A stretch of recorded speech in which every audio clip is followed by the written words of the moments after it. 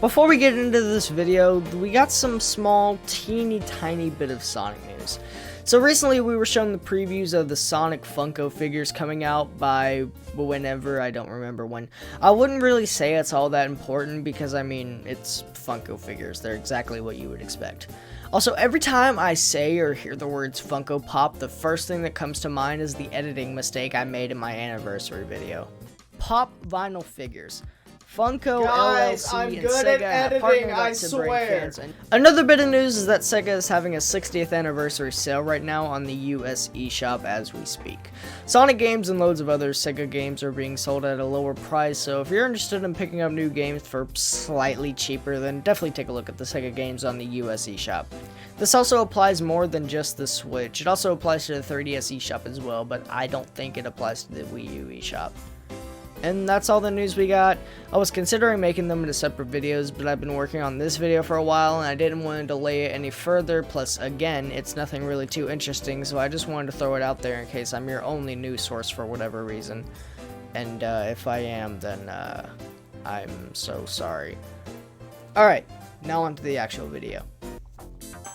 So if you read the IDW comics, or at least heard of them, you're probably familiar with Tangle and Whisper. These are two characters exclusive to the IDW comics. This isn't the first time that the Sonic characters were made exclusively for a specific form of media. The Archie comics had a lot of original characters. Most of them were echidnas made by... But there are a lot of really cool characters exclusive to Archie that had a lot of history behind them. Like Scourge.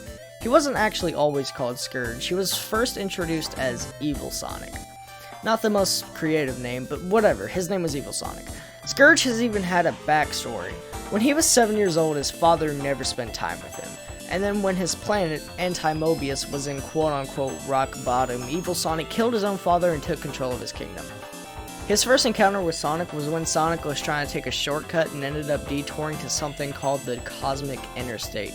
After getting lost, he ends up in Evil Sonic's dimension and bumps into the man himself. Of course, Sonic defeats Evil Sonic and saves the day or whatever.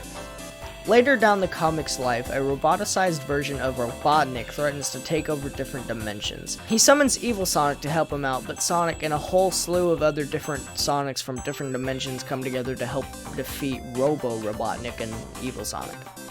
At some point in the comics, Evil Sonic absorbs some power from the Chaos Emerald and becomes Scourge.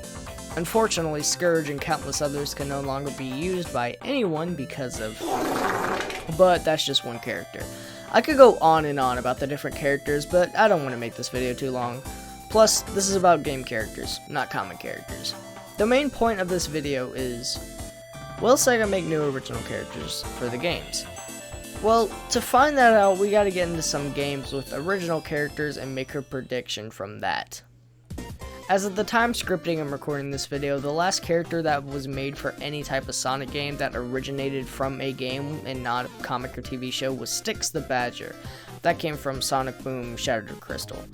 I haven't personally played Shattered Crystal or Rise of Lyric for better or worse, so I can't speak on whether or not she really had any significance, but considering we never saw her again after the TV show was cancelled, I'd assume not. Now, this was in 2014, which was about 6 years give or take. That's a long time. Of course, the biggest thing that people always talk about is, quote, Sonic has too many friends. I'm gonna give my response to that. There used to be a time where with a new Sonic game, a new character was introduced. In Sonic 2, there was Tails. In Sonic 3, there was Knuckles. In Sonic 3D Blast, there was, These characters were there to help build the world. And by the time the Dreamcast came out with new and much more power that was available to Sega, it allowed them to do something they couldn't have done before. They made Station Square. It was more than just a hub world, it's a society. It helped flesh out and establish Sonic's world even more than the original Genesis games could. And that's why the climax is that much more impacting. The city we've been walking around and exploring the entire game is now completely destroyed. That's what Forces failed to do.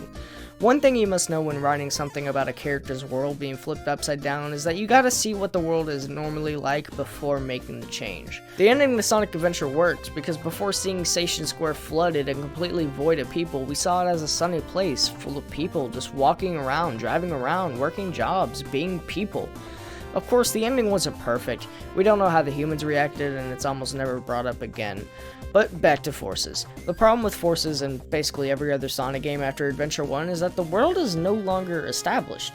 We never travel around Station Square the same way we do in SA1. I'm not saying it's not present, but it's not nearly as explored. When the climax to a game from 1998 does a better job telling a story than a whole game would from 2017 that is nothing but that story, that's just sad. But getting back on topic, the reason I'm talking about all this is to say that modern day Sonic's world can be established as Station Square was, by introducing new characters. I want games to handle things the way the IDW comics are. New characters can help introduce new places and seeing how the environments are. Plus, if you take time to flesh out the characters, give them their own identity, their own charm, their own anything, then you can really make something memorable. I think the way Sonic Unleashed handled establishing the world was really good. It wasn't perfect, but it was a step in the right direction.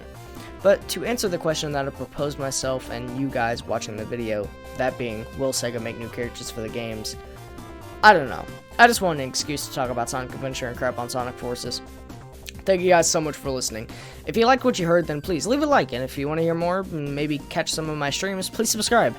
If you want to give your 2 cents on the situation, or just want to say hi, then please feel free to leave a comment. I love talking to you guys. Okay, have a nice day.